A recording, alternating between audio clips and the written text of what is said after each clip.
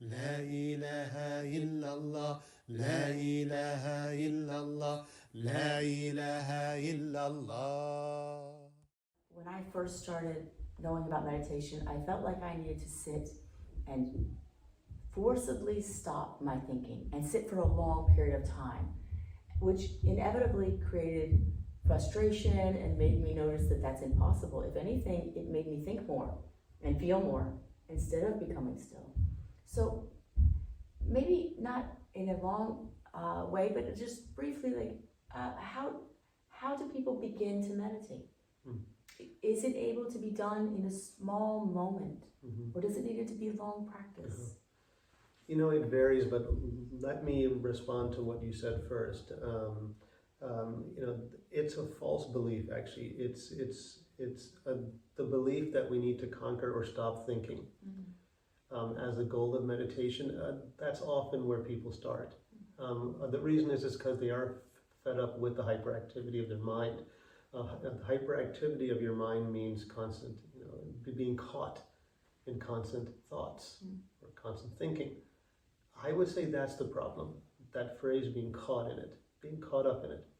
It's like being caught up in the movement of all the waves and counter waves in a sea or in an ocean, which here the metaphor or the symbolism is parallel to your mind.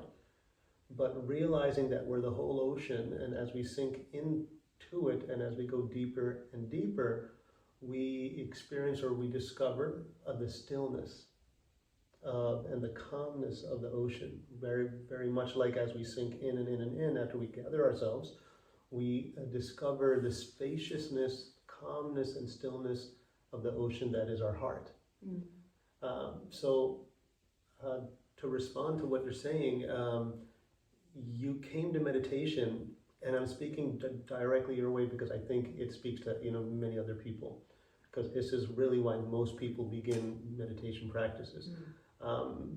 So your initial reason was valid, that you wanted to somehow find a way out kind of the prison of the mind or of mind thinking. But the belief that the solution is to stop thought is, you come to find in meditation that that's really impossible. It may happen for a few moments, even for a longer period of time, but that's still not the goal.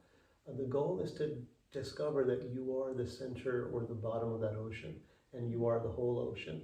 And in that, from that discovery, you begin accepting the movement of the waves as just simply a part of you.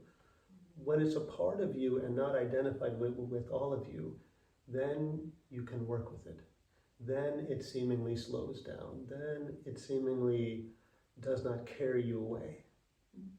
And then we are finally not tired of it or fatigued by it, because we just simply see it come and go, and we're not identified so much with it. Obviously, thinking is important, especially conscious thinking, directed thinking. When we're focusing on a task, we have to think about it. When we're focusing on a project, a school project, when we're reading, this is conscious, you know, directed thinking. That's different than being caught in your unconscious thinking, you know, kind of, or an overwhelm of emotions due to a connection to anxiety or other strong emotions that then carry kind of energy that is quite disruptive and distractive. So meditation helps with this. You know, can we, or is it okay to practice very briefly? Is that possible? And is that all we need? It really has to do with the meditator, right? It has to do with the one who's practicing. It usually takes a sustained period of meditation to taste and experience a calmness, this calmness that people are seeking. But understand these are also temporary states of being, that, you know, as states, or as what the Sufis call, you know, the ahwal, states, spiritual states, not necessarily emotional states, but spiritual states. They will come and go, right? But there's something in tapping into being more calm as a result of meditation that is helpful, that's healing, especially if we learn to bring it with us more and more. You know, we might have it and then we lose it, right? We got it, then we lost it. which usually happens in meditation. But the more you meditate, the more you learn to recognize that as your real nature. Kind of like the more you sink into the bottom of the ocean, you recognize that you are the whole ocean and not just caught up on the surface level of the waves. That's a perfect analogy for the experience of meditation. So I would say that you do have to spend some time, meditating, but it's not as long as people think. And it is rewarding. So the one who returns to meditation is the one who has understood its value. And one can sit for 5 minutes at a time, 10 minutes, 15 minutes, 20 minutes, half an hour. I would honestly not recommend more than half an hour, but start with periods of 5 minutes at a time of just simply silent, conscious breathing meditation.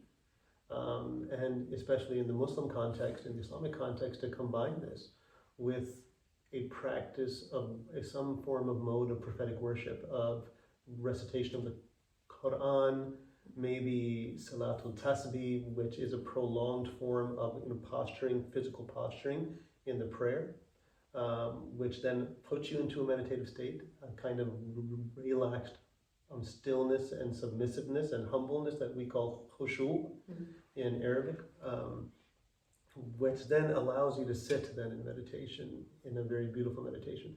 One can also combine with meditation the practice of invocation, the Dhikr Allah, to take a litany, or a routine of it, and to work with that. So a little bit of meditation and a little bit of invocation, for example, will go a long way. And so it for the one who's resisting practice or is overwhelmed by their life experiences, they will honestly be fooled into believing that it takes too much time. Because the time is really the energy in resisting of the thought that I just simply need to sit. The time it takes to stop what you're doing and sit in silence is 1 second. Is 1 second. But in your mind, it's become an hour of resistance.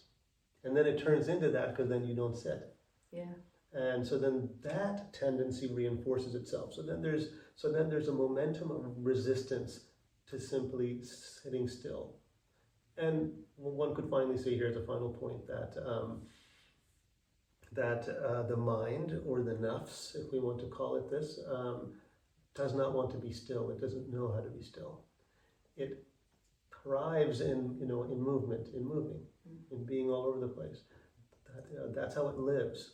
So by slowing down and being still, it fears its death, its end, actually. So that's where the resistance usually comes from.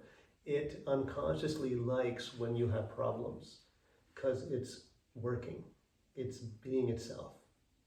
You could say being a problem, but actually just simply moving all over the place, frantically, from here to there to there to there, in its insecurities. But stillness and silence is the greatest security, is the greatest stability, and is the opposite of what the Nafs wants. So I hope that it's understood that start with a couple minutes and just kind of verify what it did. After a few minutes, till you feel. After a few minutes of counting your breaths, count from 1 to 10 slowly. If you lose count, start again. If you hit 10, start again. Set a timer, 5 minutes if you're new to meditation. Then if you can do that, 10 minutes and after you're done, just check in and see how you feel. It's not about an expectation of you should be enlightened or something like this, or you should be totally calm, but just see how you feel and ask yourself, how is the quality of my experience now as compared to before the meditation? That should be enough to understand the value of meditation. And maybe that will motivate somebody to practice just 5 minutes a day. لا إله إلا الله لا إله إلا الله لا إله إلا الله لا إله إلا الله لا إله إلا الله لا إله إلا الله لا إله إلا الله